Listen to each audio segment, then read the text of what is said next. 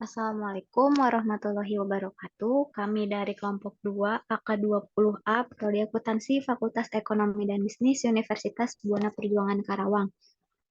Di sini kami akan menjelaskan mengenai sistem pengendalian manajemen pada bagian gudang, studi kasus pada toko Tony Pancing. Adapun kelompok 2 yang beranggotakan Alvita Sadira, Elis Rodiah, Nurmala Hasanah, Ranti Handayani, Resdita Ferry Atika Suri, Silvi Anggraini, dan saya sendiri Nita Amalia.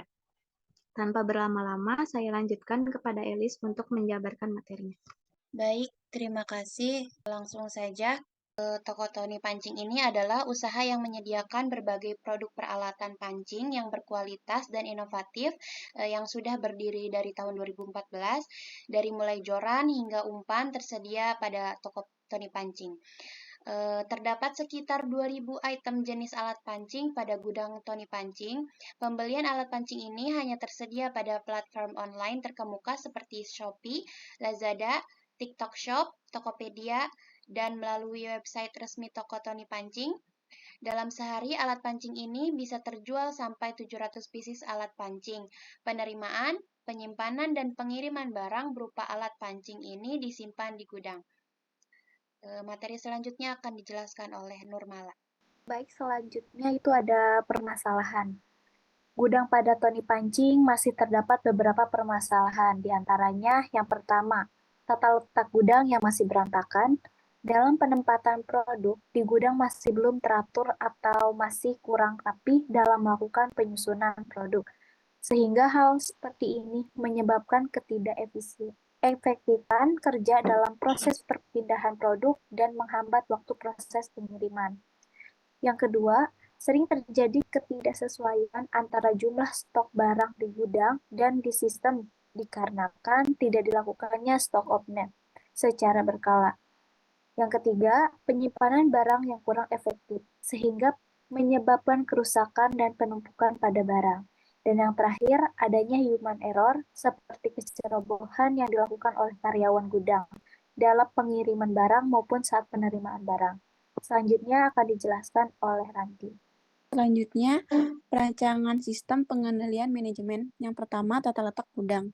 Berikut adalah beberapa langkah untuk merancang sistem pengendalian manajemen gudang agar tata letak gudang tidak berantakan serta mengurangi barang rusak. Yang pertama, analisis ruang dan kapasitas penyimpanan. Yang kedua, kategorisasi barang.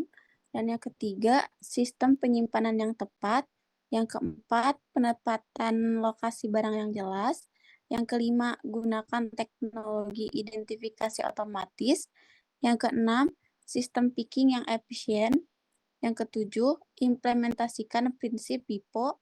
Yang kedelapan, kepala toko melakukan training staff dan pemantauan rutin. Dan yang terakhir, evaluasi dan perbaikan berkelanjutan. Selanjutnya ada flowchart tata letak gudang. Perancangan sistem pengendalian gudang ini untuk tata letak gudang yang berantakan itu ada dua yang mempengaruhinya. Yang pertama itu ada penyimpanan barangnya dan pengambilan barang.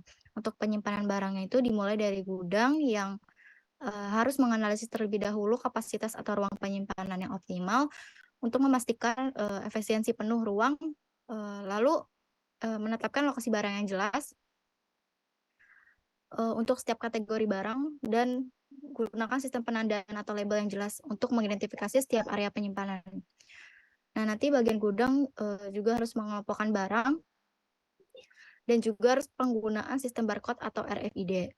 Nah, nanti kepala toko juga harus mentraining staf gudang atau pelatihan staf gudangnya tentang tata letak gudang yang optimal dan pentingnya menjaga keteraturan serta lakukan pemantauan rutin untuk memastikan bahwa tata letak gudang tetap teratur dan selalu melakukan pemantauan rutin dan evaluasi agar bagian gudang itu bisa melakukan perbaikan berkelanjutan.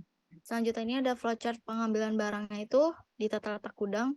Itu dimulai dari gudang ini, dimulai dari admin yang mencetak pesanan penjualan, terus nanti gudang ini mengambil barang dengan sistem zona picking. Zona picking ini adalah mekanisme pengambilan pesanan atau barang di mana fasilitas gudang itu dipisahkan dan dipecah menjadi zona pengambilan berbeda. Jadi nanti karyawan itu mengambil barang di gudang itu ditugaskannya ke zona tertentu dan hanya mengambil stok dari zona yang ditugaskan. Nah, nanti staf gudang juga mengambil barang itu menggunakan prinsip FIFO, first in first out, dan menggunakan teknologi identifikasi otomatis seperti barcode atau RFID untuk memudahkan dan dalam melacak barang. Nanti setelah itu kepala toko juga harus yang pastinya melatih staf, terus juga pemantau rutin.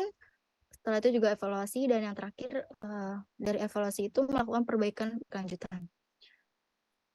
Selanjutnya akan dibacakan oleh Restita. Baik, selanjutnya ada ketidaksediaan antara jumlah stok barang di gudang dan sistem. Berikut adalah beberapa langkah untuk merancang sistem pengendalian manajemen di gudang agar jumlah stok barang di sistem di gudang sesuai. Yang pertama ada penggunaan teknologi identifikasi otomatis. Nah, identifikasi pengeras ini seperti barcode atau RFID untuk mengidentifikasi dan melacak setiap barang dengan akurat dan memastikan barang yang masuk atau keluar dari gudang dipindai dan dicatat dalam sistem. Lalu yang kedua, sistem rekonsiliasi atau stock ownership secara berkala untuk memastikan keakuratan data. Lalu yang ketiga, pemisahan tugas, sehingga dapat mencegah kecurangan dan kesalahan manusia. Lalu yang keempat, menggunakan sistem pengendalian manajemen gudang seperti WMS atau ERP. Lalu yang kelima, audit internal secara berkala untuk mengevaluasi keakuratan sistem dan catatan stok. Selanjutnya akan dibacakan oleh Alvita. Selanjutnya ada flowchart terkait kasus ketidaksesuaian antara jumlah stok barang di gudang dan di sistem. Itu perancangannya itu dimulai dari pihak gudang yang harus melakukan pemisahan tugas, juga menggunakan sistem WMS atau ERP, juga barangnya itu harus di barcode atau menggunakan RFID, terus tidak lupa pula untuk melakukan stop name secara berkala. Nanti kepala toko melakukan audit atau pemantauan berkala. Selanjutnya akan dibacakan oleh Sylvie. Selanjutnya ada perancangan sistem pengendalian manajemen, yaitu human error saat penerimaan dan pengirim barang.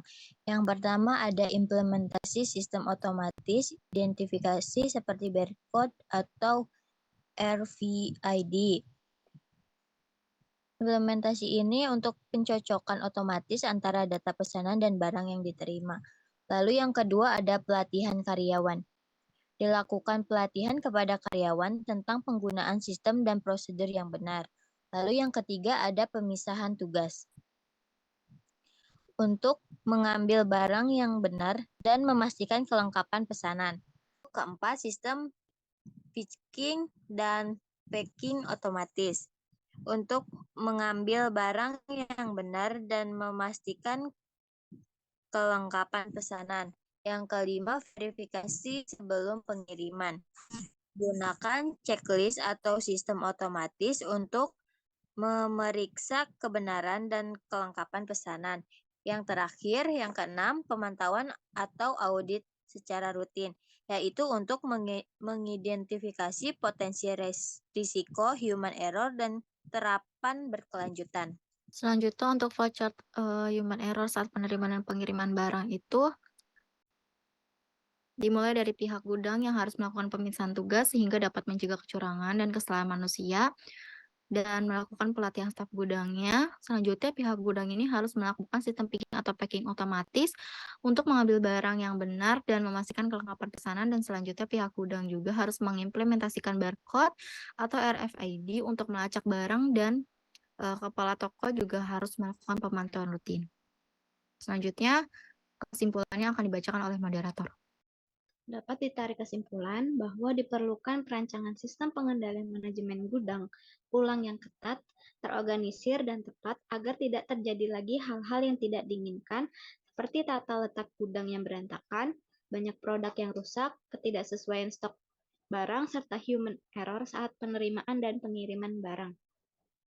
Perancangan sistem manajemen gudang tersebut yaitu 1. Menggunakan sistem pengendalian manajemen gudang seperti WMS atau ERP. Yang kedua, mengimplementasi teknologi identifikasi otomatis seperti barcode atau RFID.